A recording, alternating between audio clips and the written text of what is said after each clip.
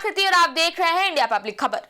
Cabinet से पास होने के बाद वित्त मंत्री निर्मला सीतारमण ने बजट 2026 को आज सुबह 11 बजे से पेश करना शुरू कर दिया है। इससे पहले वित्त मंत्री निर्मला सीतारमण ने बजट की एक कॉपी राष्ट्रपति द्रौपदी मुर्मू को सौंप दी थी।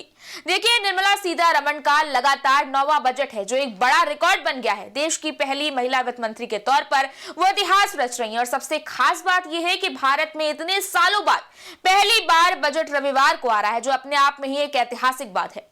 वहीं यूनियन बजट 2026-27 से ठीक पहले देश के आर्थिक मोर्चे पर जोरदार हलचल देखने को मिली है।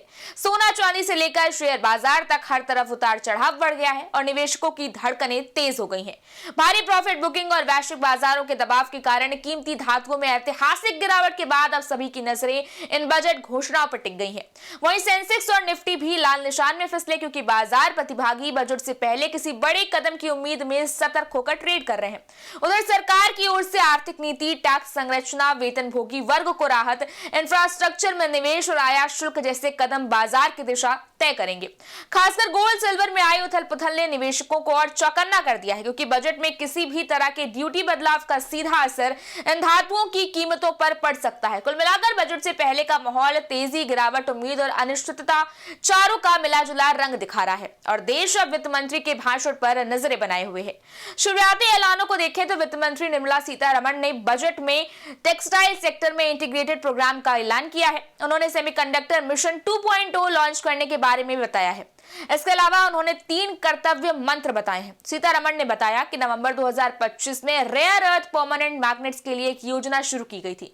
अब सरकार ओडिशा, केरल, आंध्र प्रदेश और तमिलनाडु जैसे खनिज समृद्ध राज्यों में डेडिकेटेड रेयर अर्थ कॉरिडोर स्थापित करने का प्रस्ताव कर रही है। वित्त मंत्री ने कहा कि इंडिया सेमीकंडक्टर मिशन ISM 1.0 से देश की सेमीकंडक्टर क्षमताओं का विस्तार हुआ है। इसी आधार पर सरकार अब ISM 2.0 लॉन्च करेगी, जिसके तहत इक्विपमेंट और मटेरियल का उत्पादन, फुल स्टैक इंडियन IP का विकास और सप्लाई चेन को मजबूत किया जाएगा। इसके अलावा वित्त मंत्री निर्मला सीतारमण ने कहा कि सरकार का संकल्प गरीबों, वंचितों और कमजोर वर्गों पर फोकस करना है और चूंकि ये कर्तव्य भवन में तैयार किया पहला बजट है, इसलिए सरकार 3 कर्तव्यों से प्रेरित है, जिसमें पहला कर्तव्य है उत्पादकता और प्रतिस्पर्धा बढ़ाकर तेज और टिकाऊ आर्थिक विकास को आगे बढ़ाना, साथ ही वैश्विक अस्थिरता के बीच अर्थव्यवस्था को मजबूत बनाना। दूसरा कर्तव्य लोगों की आकांक्षाओं को पूरा करना और उनकी क्षमता बढ़ाना, ताकि वो भारत की समृद्धि की राह में मजबूत साझेदार बन सके। और तीसरा और आखिरी कर्तव्य है कि सबका साथ सबका विकास के विजन के अनुरूप यह सुनिश्चित करना कि हर परिवार, हर समुदाय, हर क्षेत्र और सेक्टर को संसाधनों तक सामान पहुंच मिले। बहरहाल लोगों की इस बजट से बहुत उम्मीदें हैं। मिडिल क्लास से लेकर बिजनेसमैन तक सब उत्सुक हैं। खासकर महंगाई से राहत मिलने की आस है। रोजमर्रा की जरूरी चीजों जैसे दाल, तेल, चावल, सब्जियां, दवाइयां या बिजली पानी पर टैक्स कम हो सकता है। इससे घर का खर्चा थोड़ा कम होगा और आम आदमी की जेब में कुछ पैसे बचेंगे।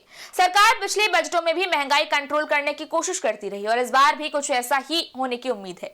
साथ ही टैक्स सिस्टम को और सरल बनाने पर फोकस रह सकता है, ताकि टैक्स भरना आसान हो जाए और कम झंझट हो। खैर, फिलहाल तो सभी की नजरें निर्मला सीतारमण के भाषण पर टिकी हुई है। बजट 2026 की हर अपडेट जानने के लिए जुड़े रहें इंडिया पब्लिक खबर के साथ। इस वीडियो को लाइक करें, शेयर करें, चैनल को सब्सक्राइब करें। शुक्रिया।